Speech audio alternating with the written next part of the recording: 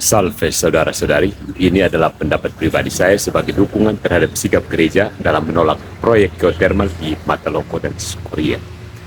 Sebagai seseorang yang berpegang pada prinsip realisme filosofis dan nilai-nilai moral gereja, saya dengan tegas mendukung sikap gereja dalam menolak proyek eksplorasi geothermal di Mataloko dan Korea. Penolakan ini bukan sekedar reaksi emosional ya, tetapi didasarkan pada prinsip-prinsip rasional yang berpijak pada keadilan, ekologi, serta martabat manusia sebagai bagian dari tatanan cipta Tuhan.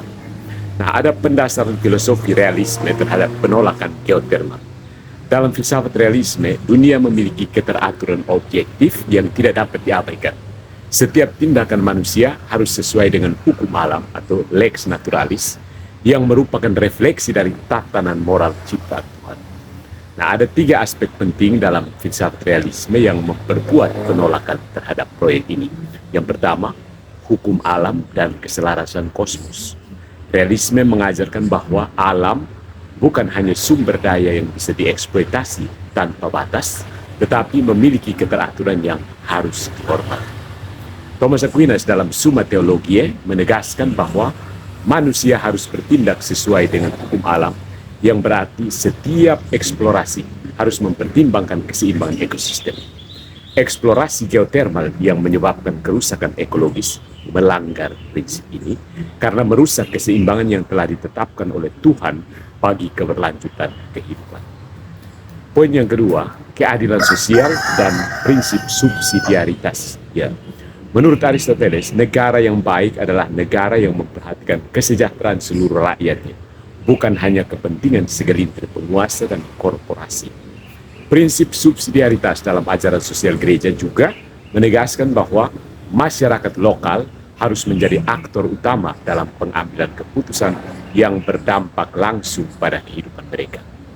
Pemerintah yang memaksakan proyek ini tanpa partisipasi penuh masyarakat berarti telah mengabaikan prinsip keadilan sosial yang mendasar. Yang ketiga, menolak antroposentrisme ekstrim.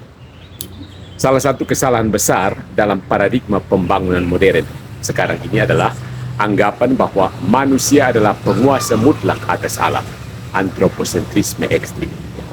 Pemikiran ini berasal dari tradisi filsafat modern yang mengutamakan dominasi manusia terhadap lingkungan, sebagaimana dipopulerkan oleh Descartes dan Immanuel Kant. Namun, realisme justru menekankan bahwa manusia adalah bagian dari kosmos dan memiliki tanggung jawab moral untuk menjaga harmoni dengan alam. Karena itu, eksplorasi yang hanya berfokus pada keuntungan ekonomi tanpa mempertimbangkan keseimbangan ekologis adalah bentuk penyimpangan moral dan filosofis. Kita akan memeriksa kesesatan logika dalam argumen pendukung proyek geothermal. Jadi ada kesesatan logika dalam argumen pendukung geothermal. Mereka yang mendukung eksplorasi geothermal sering menggunakan argumen yang sesat secara logis, falasis. Antara lain, false dilemma. Seolah-olah kita hanya memiliki 2 pilihan, menerima geothermal atau tetap menggunakan energi fosil. Padahal ada alternatif lain seperti energi terbarukan berbasis komunitas yang lebih berkelanjutan. Kemudian ada appeal to progress, ya, mengklaim bahwa proyek ini merupakan bagian dari kemajuan tanpa mempertimbangkan apakah kemajuan ini merugikan masyarakat dan lingkungan. Kemudian ada circular reasoning, itu mengandalkan studi AMDAL yang dilakukan oleh pihak yang berkepentingan untuk membuktikan bahwa proyek ini aman. Padahal banyak bukti empiris di lapangan yang menunjukkan dampak negatif. Kemudian ada appeal to authority, menggunakan otoritas, pemerintah, dan ahli tertentu sebagai justifikasi dari proyek tanpa mempertimbangkan kemungkinan bias dan kepentingan ekonomi di balik. Nah, yang berikut ada dukungan terhadap gereja menolak proyek demi keadilan dan ekologi. Berdasarkan prinsip-prinsip yang saya kemukakan ini, saya mendukung penuh seruan gereja untuk menghentikan proyek geothermal sampai ada kajian independen yang mempertimbangkan keberlanjutan ekologi dan kesejahteraan masyarakat. Yang kedua, memastikan keterlibatan masyarakat adat dalam pengambilan keputusan, sebagaimana diajarkan dalam prinsip subsidiaritas dan keadilan distributif. Dan yang ketiga, mendorong revisi paradigma pembangunan dari antroposentrisme ke biosentrisme agar manusia menyadari bahwa mereka adalah bagian dari alam dan bukan penguasa mutlak. Dan yang keempat, mewujudkan green politics dan green economy sebagaimana ditekankan dalam ajaran sosial gereja agar kebajikan ekonomi dan politik tetap berpijak pada keadilan ekologis. Jadi ada penegasan penolakan gereja.